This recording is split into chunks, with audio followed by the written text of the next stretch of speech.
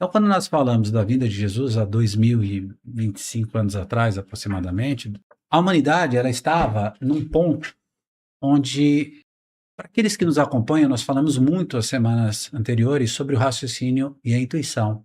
E a partir do momento que o ser humano coloca o raciocínio na sua supremacia como senhor em detrimento da intuição, a intuição é aquela faculdade espiritual que nos conecta com os páramos luminosos. E não tem erro, não tem falha, ela é direta, ela é clara, ela não tem deturpação. Só que quando eu faço essa inversão, o ser humano, ele literalmente cortou a ligação com a luz.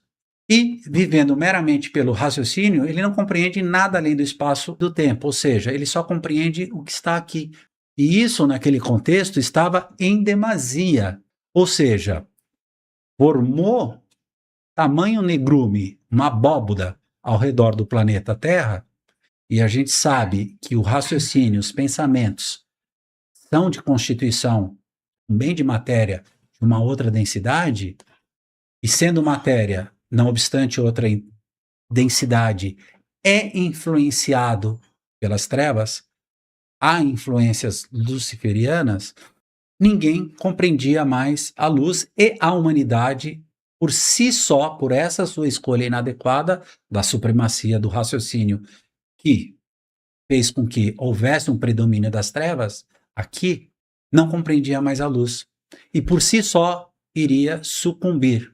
Desta forma, se fez necessário a vinda de um emissário de luz diretamente para a criação, atravessando todos os planos e chegando aqui neste plano mais baixo, desculpa a palavra, mas tamanha imundície que estava. Imundície que eu digo em termos de vibração.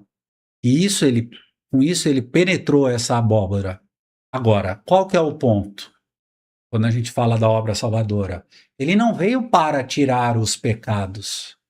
Ele veio para trazer a palavra, a verdade e o caminho. Mas caminho para onde? Gente, é o caminho de retorno para a nossa origem. Nós viemos de um plano espiritual, estamos aqui em experiências de materialidade, e em um determinado momento vamos nos despir de toda a materialidade em função do nosso desenvolvimento espiritual, e uma vez livre dessas materialidades, na origem inconsciente, nós retornamos sim como um ser espiritual, agora consciente, para os páramos luminosos.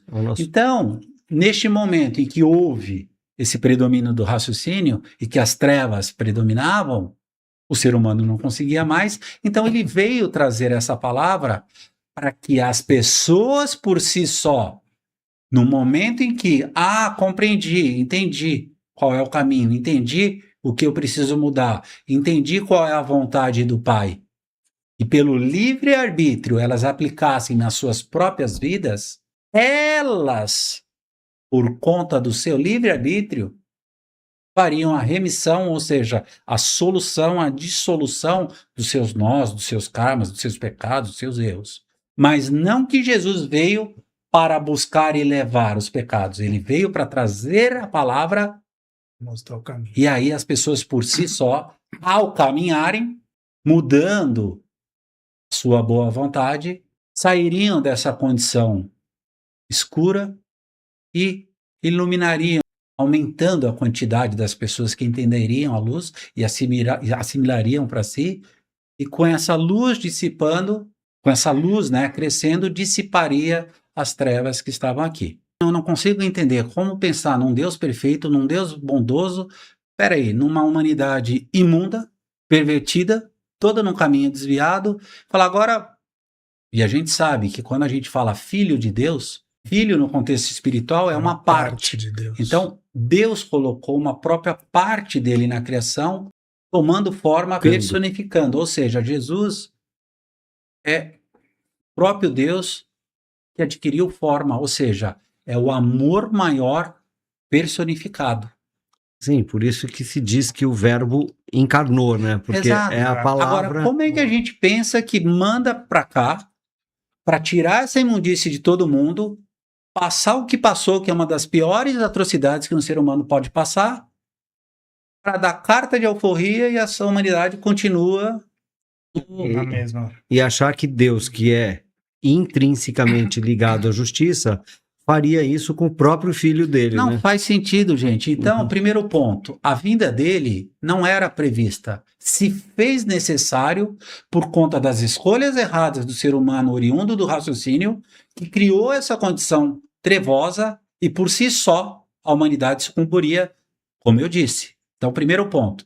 Segundo ponto, ele não veio para tirar o pecado de ninguém. Ele veio para trazer a palavra e as pessoas que assimilassem e o seu livre-arbítrio desejar, fizessem as escolhas e mudassem a sua própria conduta de vida.